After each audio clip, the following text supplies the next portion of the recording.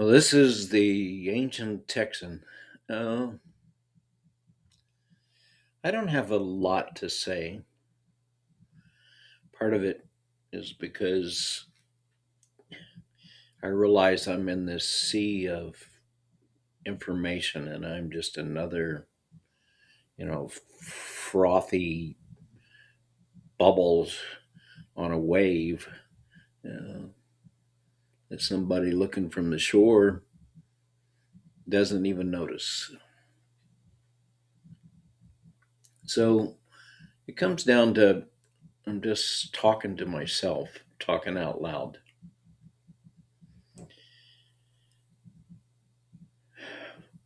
I noticed there's a lot of anxiety in the world, in my, grown children, in the news. If you look on, I do a lot of watching YouTube. The world's a anxious place. Uh, Things like Putin and nuclear bombs don't help the situation, but it's not the big catastrophic things that could happen to us. I don't think is causing most of the anxiety. Most of the anxiety, I think, happens from um, everyday stuff. Affordability is you know, the new button that's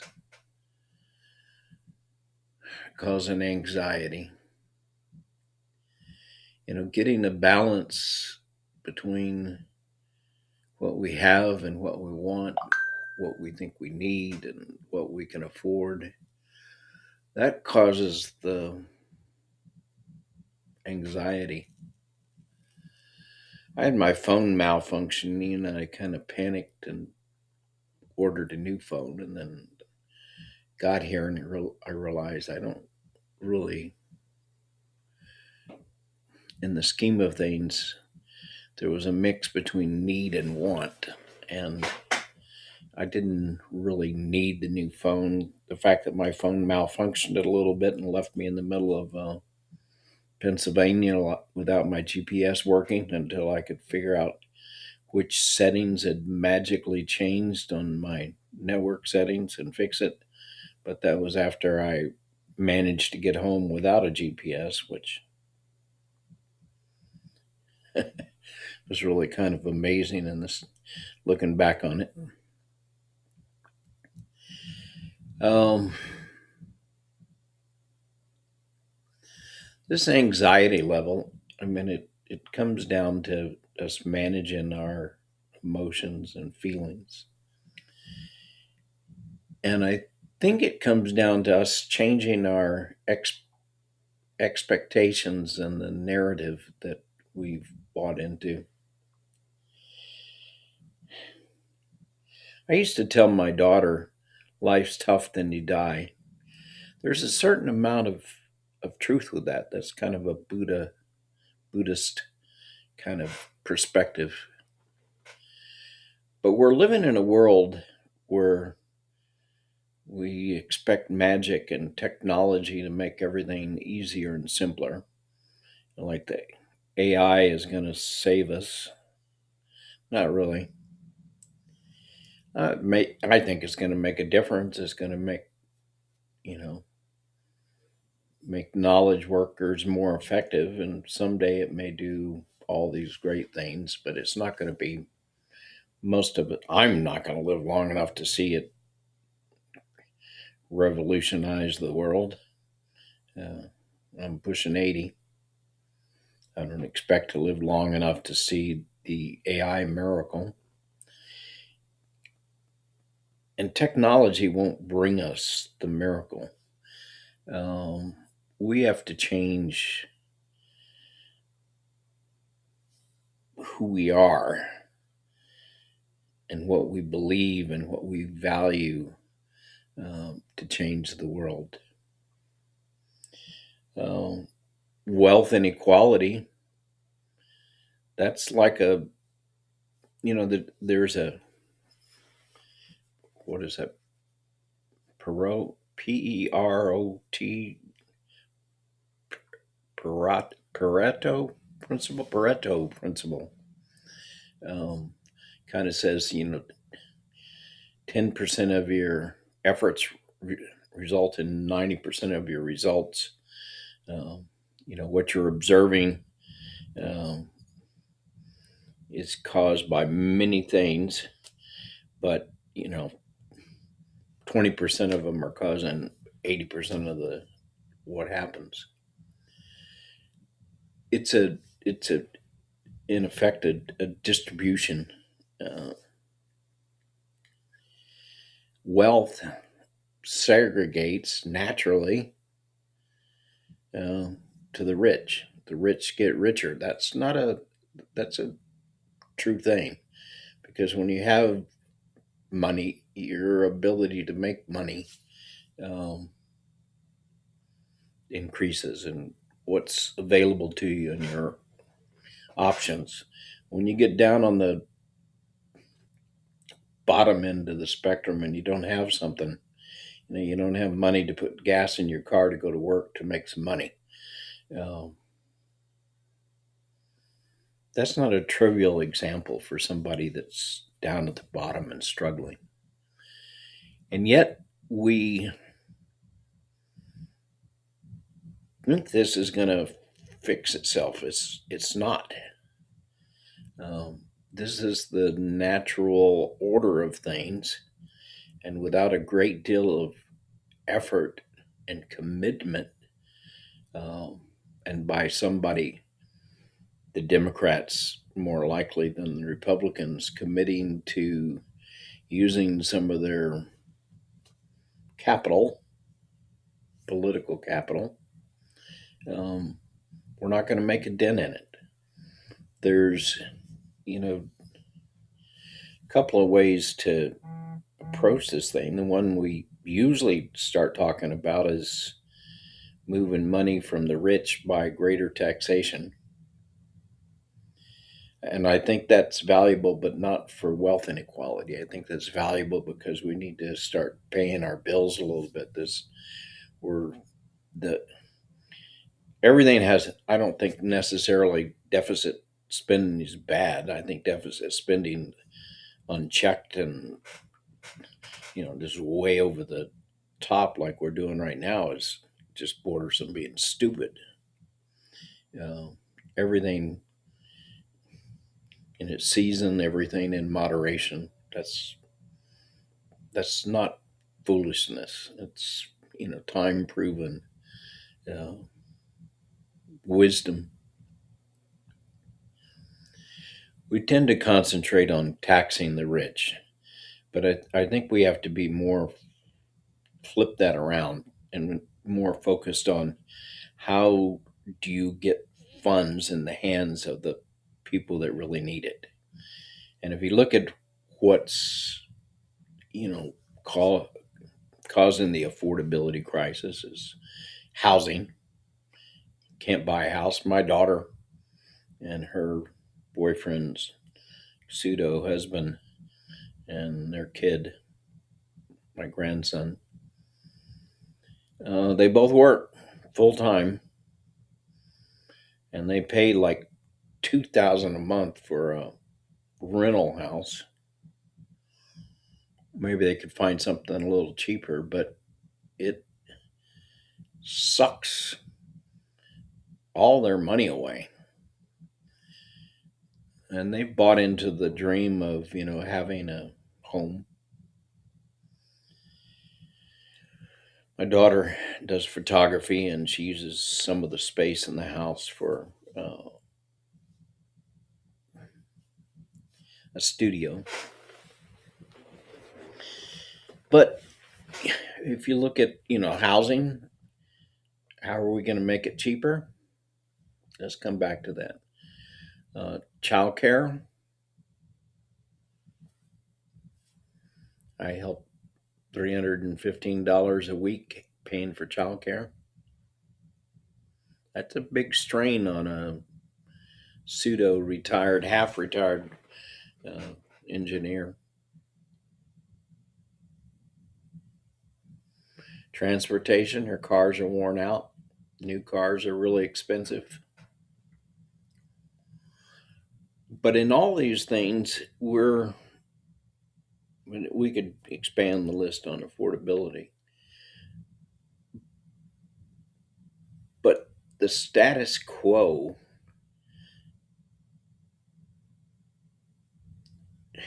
gives us stability, but it also doesn't let us change and make improvements. We have to be willing to try new things. For instance, I'd like to see us require everybody that graduates from high school or college or whatever to spend 1 year in servicing, uh, providing service to their country. That could be things like working in nursing homes or child care centers. You're just required to donate a year of your life to the greater good. Are we going to try that? Probably not. We need to try new ways of building houses like the 3D printers. That's one thing that's coming up. But any serious experimenting with how houses are built uh, will meet a lot of resistance and regulations. But without the changes and the experimenting, we won't get there. And you can take that concept in almost everything we do and say we have to be willing to relax the rules and experiment. We don't seem to be able to do that. We're living in a world of anxiety, and at the same time, people are feeling trapped and they're in this rat race and they don't really know how to get out of it. And yet, individuals in our society as a whole are not willing to make changes. Let people let there be a special area where people experiment on new ways to build houses.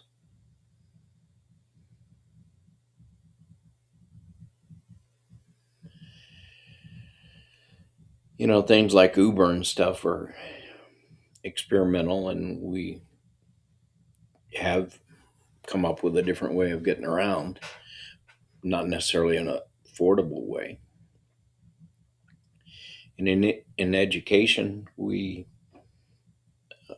are gradually getting results that are going south. The status quo is not even quite working, and we don't even know quite what we're educating people to, for what. And yet, um, I suspect teachers are spending a lot more time resisting AI than trying to decide how to use it.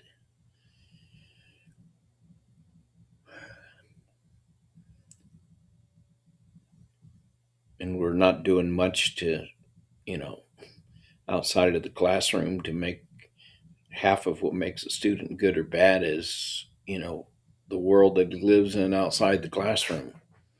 Yet that's kind of outside of our reach.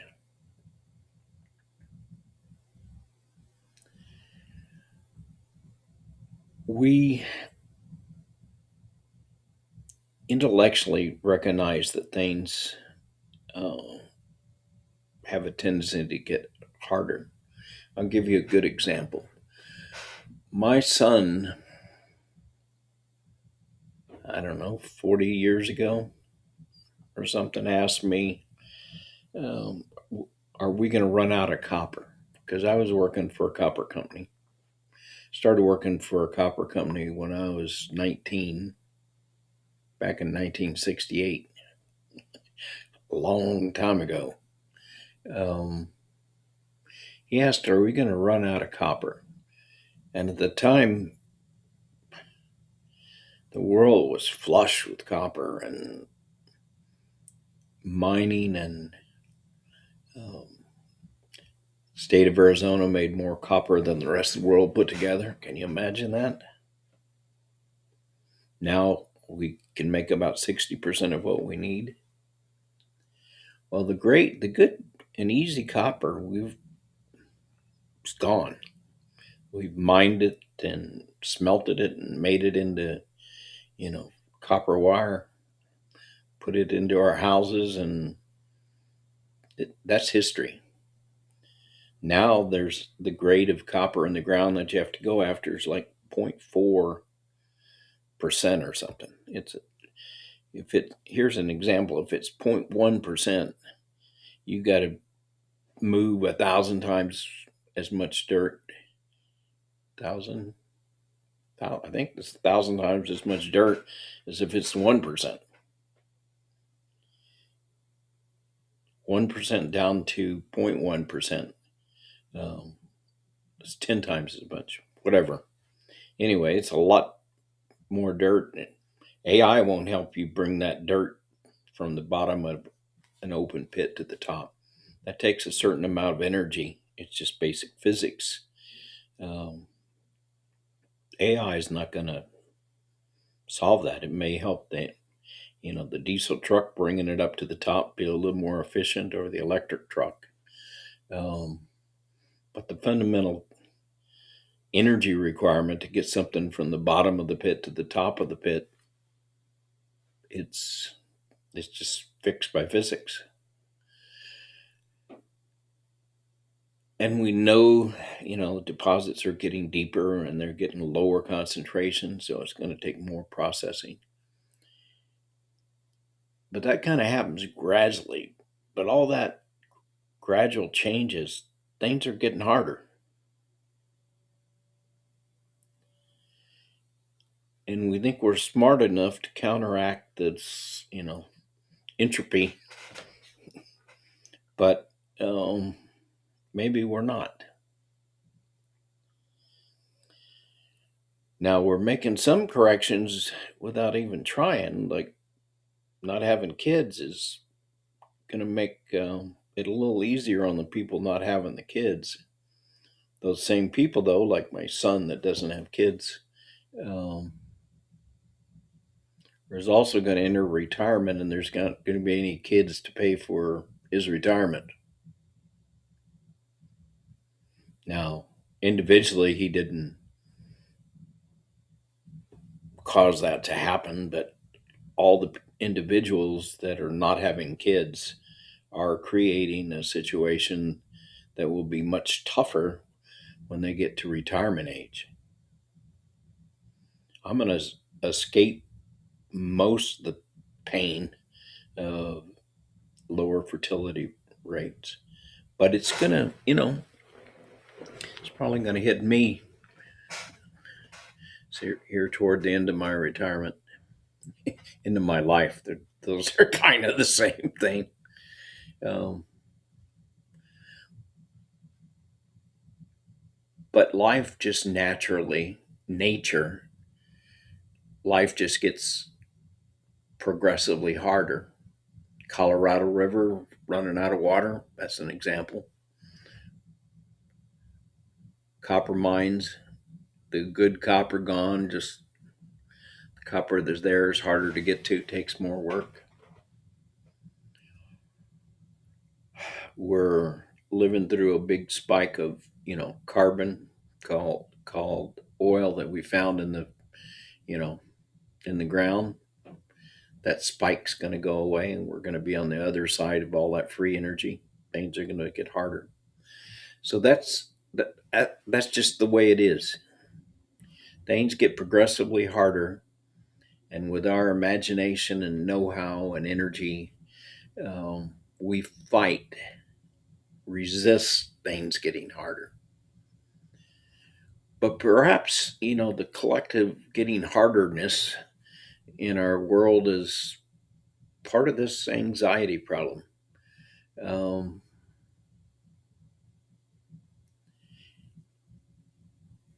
Perhaps we all can't have our own house and uh, big yard and riding lawnmower. perhaps we have to share houses and we have to build houses in a way that uh,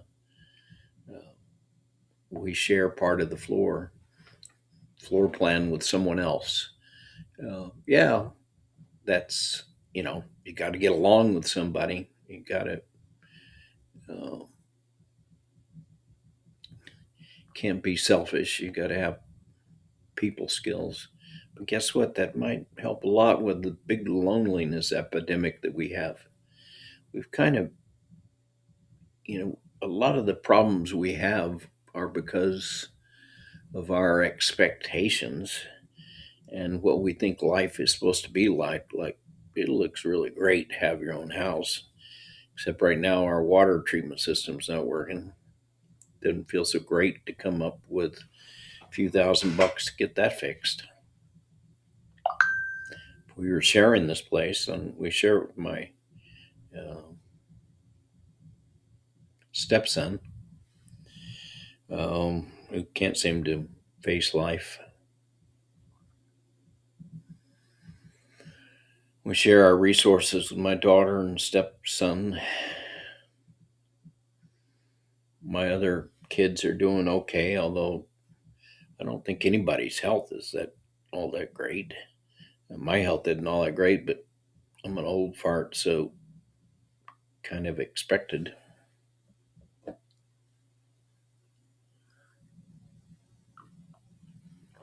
So we're living in a world that we've got expectations, and those expectations give us anxiety when they run into reality.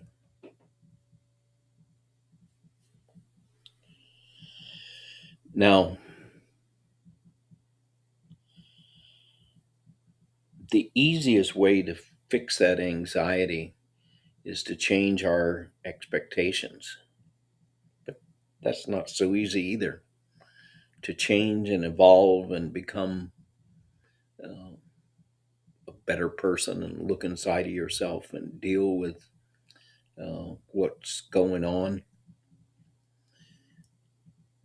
and to cultivate your own opinion of what makes your life good and live that instead of the mass that tells you to, you know, get on the rat, get in the rat race and run hard, and then brags when they outrun you. Um, it's hard to change your expectations and be different than the status quo. But we've got the tools and things like YouTube now. You can learn anything. Um, but I find myself looking at, crappy news, which doesn't really help my life.